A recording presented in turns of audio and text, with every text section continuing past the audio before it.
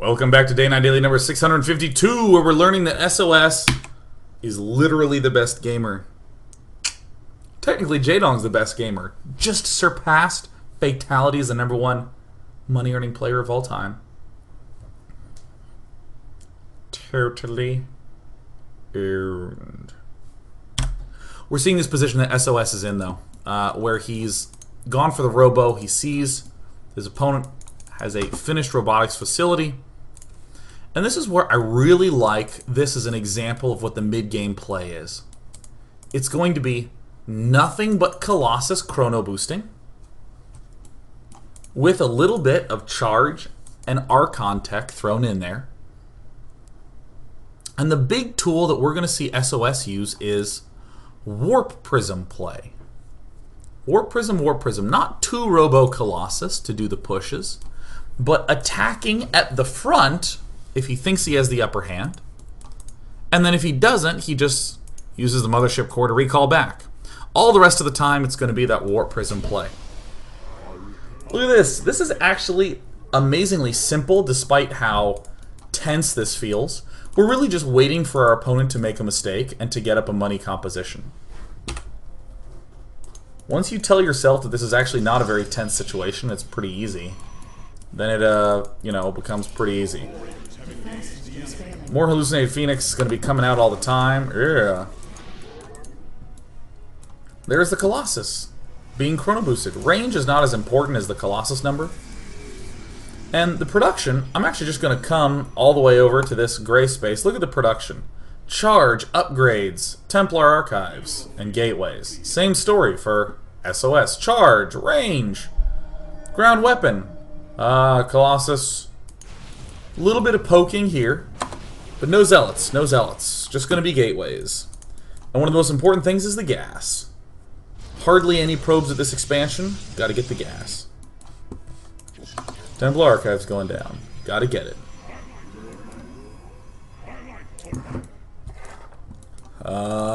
Where's that one zealot being warped in? Oh, just at the front. Okay, cool. Now, one thing that I like about SOS is that he's got himself a lot of immortals. Yeah. Now, in general, it's easy to start building Colossus and never stop building Colossus. There are times when you will wind up with just like 2 immortals and you begin Colossus production. Don't get in a maxed mid-game fight without 6. Don't get more than 6.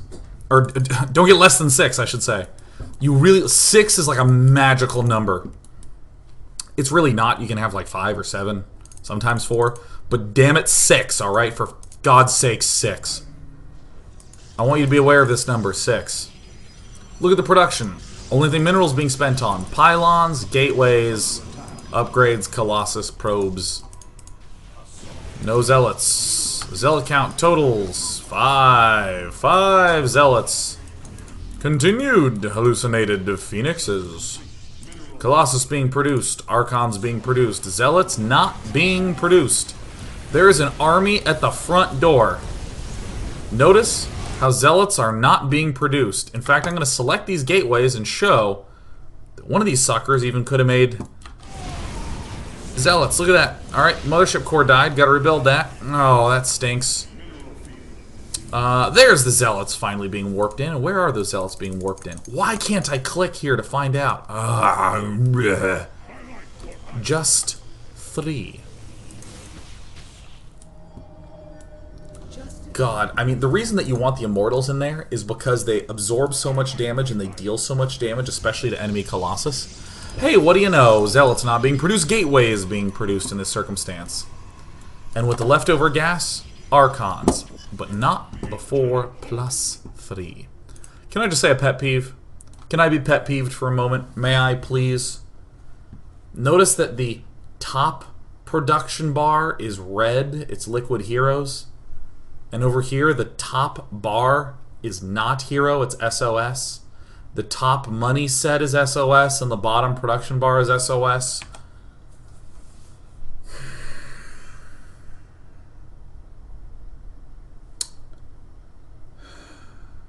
My head looks like a rectangle. Why so spiky hair? I fixed it. Alright. Oops, that's not the right button. I should have been like, well, that's our show. Alright. Hero. Doing the sweeps. And then does another very bold move. That's not as bold as you might think. This mothership core doesn't have 100 energy, right? Doesn't have 100 energy. So we can't recall. So we shouldn't attack.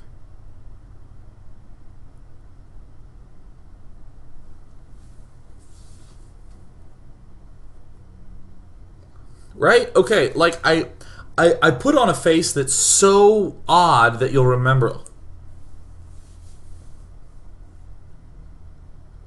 I had never thought of that. Because I want you to remember, there's so many timing attacks that happen in this game that people use the word timing with. Because they're timing attacks. And people think about the time that they happen as the fundamental thing going on. 8 minutes is when the push happens. I need 4 Colossus to move out. It happens at 13 minutes. It's a timing. This is all just to hell with timing. Just use the brain. You've got a brain. Use it. He said condescendingly. Tune into the show. I'll help you out, you dummy. Use your brain, idiot. In this attack, or in this circumstance, I've been telling you how we want to attack, but he doesn't have enough to recall. So since he's not going to recall, he should sit at home. And if he's sitting at home, you know what else makes sense? Expanding. On this map, you can get away with this a little bit better.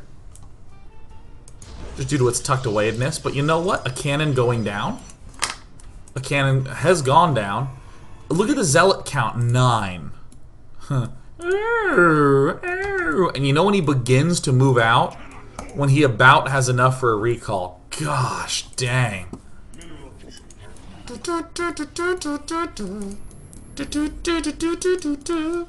Notice these stalkers. The instant the pressure wore off, the stalkers moved out, securing the map. Total vision lockdown on all facets of the maps.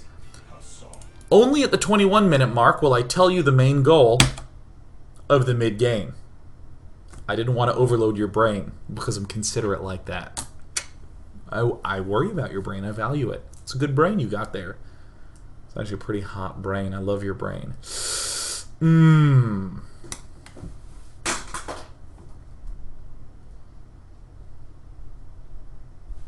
this spot, here's the big mid-game goal. Immortal Archon are the core units, and Colossus are also excellent. These are our end-game composition units. Archons, Immortals, Colossus. Archons to absorb lots of damage at the front line and rip down Zealots. Colossus to annihilate everything. And Immortals to annihilate things like Colossus and things in the way of things like Colossus. That's about it. These are all the biggest damage-dealing units that Protoss has. Get them in the big money mix. So what is the mid-game goal? To force our opponent to build too many Zealots. So that way when we max out, we have perfect units. We have Colossus, Immortal, Archon. We want him to have Colossus, Immortal, Archon, and 20-some Zealots. How do we do that? Warp Prism. Why have we been building gateways this entire time without using them, huh? There's 12 of them. Because we've been trying to get up enough so that we can warp gate. If we can warp in back here, all our Zealots that we warped in will inevitably die, permitting our maxed army to be the money mix. He will likely have to warp in Zealots or split up his army, permitting us to win with our superior composition. Now, we have a lot of Archons being made.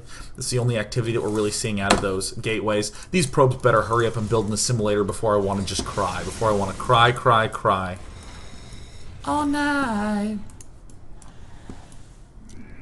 So we see some odd moves in these intense mid-game situations, and I would call this the mid-game because we're going to see another evolution of this come up. We see continued Archonage. Ooh, yeah, there's enough supply to throw down some Zealots, but we're not going to do it. In fact, at 180 supply, we chill. That's almost always the most chill-etable time. Notice these dudes just holding position. What's the Mothership Core doing there? For the recall, you dummy. We talked about that. Day 9 got so offensive on his show last night. Now, there are tactical considerations going on, such as warp in the back, attack the front. Notice how easy a retreat path this is. We just would pull down, and then recall here, or here. And here's probably more likely. But the strategic consideration is the one that really tickles my nipples. Watch this warp in back here. There's some Shabazz coming on up at the front. Maxed army for SOS. That's why we pause at 180 supplies. We can warp in 10 Zealots. Look at all the Zealots that are being morphed in for our good friend LiquidHero. Doing a little bit of aggression here. Not some sort of suicide kill off here. Goodness no. Zealots are doing a sickening amount of damage. And what is being replenished in terms of army supply? Just the gassy things, the Templar. Hero is amazing. He's so amazing of a player that he hasn't overbuilt Zealots. But imagine if he had built 16 Zealots and they were all just sitting there as duds right now. Doing warp-ins like this are very dangerous moves indeed. Doing a Zealot warp-in and chilling is bad. Doing a Zealot warp-in and having all our Zealots go here is good. In fact, SOS should literally be doing that right now, because that would be good. There we go. Now he's... Oh, thank God. All our harassment units. And look, replacing up with them Archons. Zealot versus Zealot. Zealot wins. Second Robo facility comes up very late nowadays in the modern matchup. Warp Prisms are a big money unit. Why is SOS electing now to do the movement? Because he's about to lose all his Zealots. He has about as few Zealots and as few Stalkers as you can have. He has 4 and 7. Where are the 7 Zealots? Oh yeah, they're there. They should really be going down there. And this is one of the sweetest things I've ever seen out of SOS. He values the concave so highly. I'm going to make a statement and you're going to listen, huh? How many times have you watched a Protoss vs. Protoss and heard the commentators say the following? One engagement could change it all. And how often have you seen a Protoss vs. Protoss where it's one engagement that changes everything? Across the board, killing expansions and destroying an economy and getting ahead in bases is what gets you ahead. But in the end game, it's about the engagement. SOS never abandons a good concave. Look at this juicy expansion sitting over here. SOS is actually never going to kill it. This entire game. There's actually another 12 minutes left of this game. And SOS is not going to kill it. He values the concave far too highly. He has these Zealots breaking off and doing business. Stalkers breaking off and doing business. And he'll poke here, but look at this. He's going to hold position at an angle that he can retreat at. So elegantly. Zealots warping in the back, no problem. Doesn't have enough gas to flood the Archons quite yet.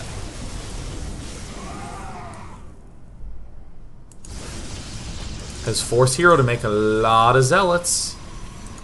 And we can actually start to look at this tab. You see that? Look at that. Forcing, look at that. 13 Zealots, 9 Archons versus 4 Zealots and 14 Archons. Hell yeah. And so, of course, SOS does, I think, what any player would do in this circumstance. And he's like, push! Push! Go! Go! He did, however, see a Stahlgate. Sees that going down, continuing to try to poke, continuing to try to prod, continuing to try to do all those sorts of things. Dark Templar warp-ins along with the Zealot warp-ins are very, very strong. But here is the late game comment I want to make about Tempest, and then we're going to speed fast because I want to get to Game 2, because Game 2 really made my body hair unfurl. So, So what we got the chance to see is the early game recovery pouring into this nice little early late game moment. A lot of Archons, a lot of Colossus, and those beautiful 6 Immortals. Sting! But what about the Tempest? I remember those being a unit. I've avoided talking about the Tempest until now. Tempests, I think, are the easiest unit to do incorrectly in this matchup. A lot of people are just like, I saw sOs get Immortals, and there it is. So I'm just going to get him, Jesus, no one says that. Let me try it again. A lot of people see sOs and go, yeah, I get the Tempest, so I'm just going to get Tempest. Like, why would you do that? A lot of people see that and just auto-build the Tempest. But I want to just make the simple statement, when are Tempests good? To highlight this, let's talk about when Tempests are bad. If I'm going for a largely immortal Archon force, and you decide to overbuild Tempests, I'm going to crush you. Tempests are pretty good at taking down a few Archons from afar, but if you have a really mobile Immortal Archon force that can warp in Stalkers to blink under and kill those off, you're just dead. You lose. So let's talk about when Tempests are specifically good. Picking off a couple of Colossus, picking off a couple of Archons. They're good at picking things off with their long range. They're not good direct engagement units because they've been balanced around the fact that they have insane range. I'm very burpy today. So you need good spots to use those Tempests. What are good spots? Excellent terrain, such as this nice slit down the middle. These nice high low ground ridges are pretty good for Tempest. But you know what's also a good piece of mobile terrain? A Death Army. If you have a Death Army, incorporating a few Tempests can be very nice in order to pick off elements of his army. So what we see out of sOs is that he pushed and prodded and poked and harassed and nibbled away at until he saw the Tempest coming up. And then what we're going to see out of sOs is a flood of Tempest himself. Where is the other Stargate? There it is. 3 Stargates.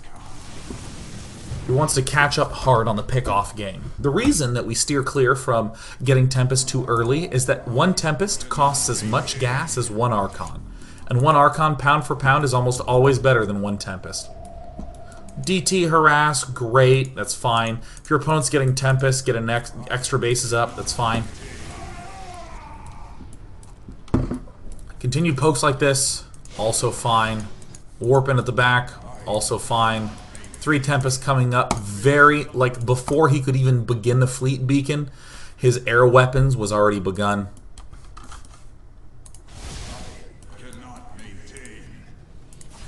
By being the aggressor and having map control, this base was allowed to happen. Had sOs tried to transition to Tempest too quickly, this base would not have been allowed to happen. Those Zealots that we've been trying to get out of our army mix all game long will finally get out of our army mix. I think. Oh, cat's meowing. Hear them kitties. Here's what Tempests are actually good at. Picking off things. Zealots obviously have to be dealt with. This is Hero clearing out his Zealots from his army. You know, we're seeing out of sOs just getting just barely enough Tempests. Oracle's a very nice tool for Tempest because you Revelation, and then you can see the units, and then you can use the Tempest range. Here he is. So here's a big army, man. Look at it moving across. +2 going down for sOs. 5 is a money number of Tempests because 5 Tempests one-shot a Colossus. It's 85 damage versus massive, or 80 without upgrades. 80 times 5 is 40. These have 350 life. It's just over that. Oh, whoops. 80 times 5 is actually 400. 80 times 5 is not 40. So it's 5 to 1 shot. So generally what you'll see people do is get 6. They'll get 1 more than the 1-shot number so they can afford to lose 1. You also note that Archons also have 400 and are massive. I kind of talked about the Colossus, but forgot to talk about this bad boy. If you can deal 400 damage, you can kill a Colossus, or you can kill an Archon. Ooh, 5's the money number. Ooh.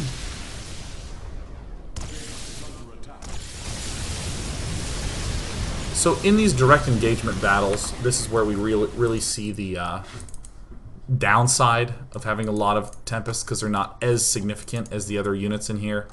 But remember that wonderful mix of Immortals I talked about? If you have 8 Immortals, you're never going to die. Ever. You did it. You've won the Game Olympics. SOS pulling back, gonna chill. Zealots that were built in the state of emergency are now going to be used in the state of killing off bases. You're looking at the supply. What's being constructed out of these? Nothing, not a damn thing, because you know what? Tempests in huge numbers are bad. 5 to 6 is really it. I lean towards 6 because I like to be slightly precautious.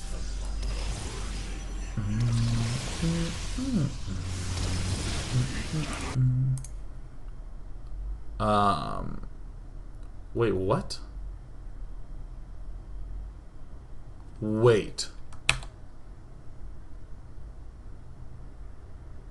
What? Wait. What? The Tempest plus 50 only affects air. What? Does it do... What? I just got owned. I have misread that for my entire life. Now, here's something that bothers me.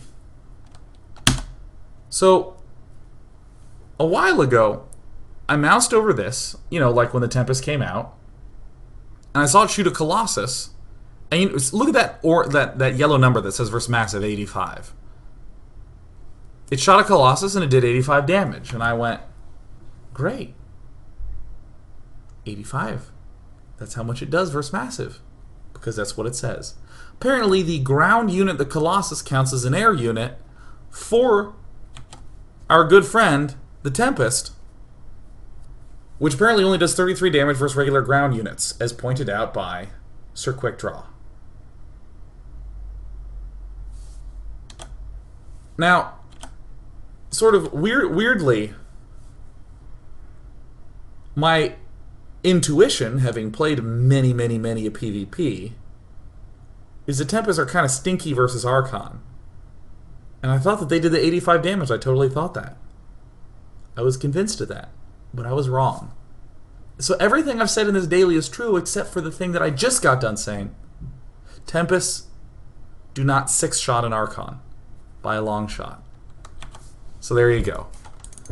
Don't overbuild Tempest. 6 is the money number. Pure Archon Immortal with fast warp-ins will crush any player who overbuilds Tempests. And now we get to see SOS win the game. Nice. Well, cool. Wow.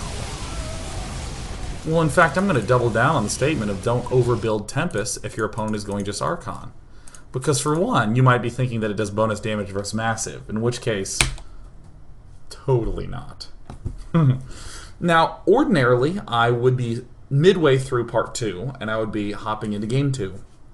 But I'm late. So part 3 will consist of a second game. In the first game that we witnessed, we saw, again, getting damaged early on and then working our way back by doing some good, solid, standard follow-up. We identified standard as a Colossus-focused, expand-heavy gameplay because of the architecture of Acheron Waste, and in particular, we saw the lack of zealots, the emphasis on upgrades, charge, getting Archons up, and just building lots of gateways. The move that we want to do is warp in and push at the front, but we don't do it until we have Mothership Recall. Once we do have Mothership Recall and can safely pull out at any moment, the big push winds up happening out of SOS, and the big tool is the Warp Prism. Trying to warp in as many Zealots in his base as we can, generally halting at 180 supplies so we can warp in 10 Zealots, because we want to fuck up his composition. We want him to warp in 20 Zealots to hold off our few, and then we will max out without 20 zealots. He will have 40 of his army supply as zealots, and we won't. Because we let our zealots die. That's the guarantee that a warp prism provides you. They'll either die or deal a lot of damage in his base.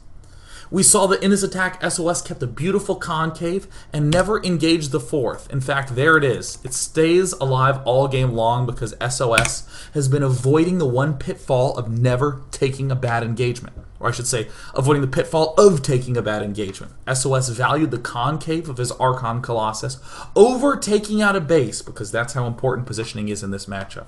Last but not least, SOS saw Tempest. He rushed to get 3 Stargates, upgraded Tempest out, but not too many, just 6, and pushing for the win. Tempest does do a lot of damage to Colossus, but not to Archon. When we come back in part 2, we're going to see a completely different mid-game. In the open maps, the wide, spread out, spacious maps that Colossi don't do well on, Archon Immortal is the nice mid-game. We'll see how SOS pulls back to Archon Immortal in order to recover in a bad situation.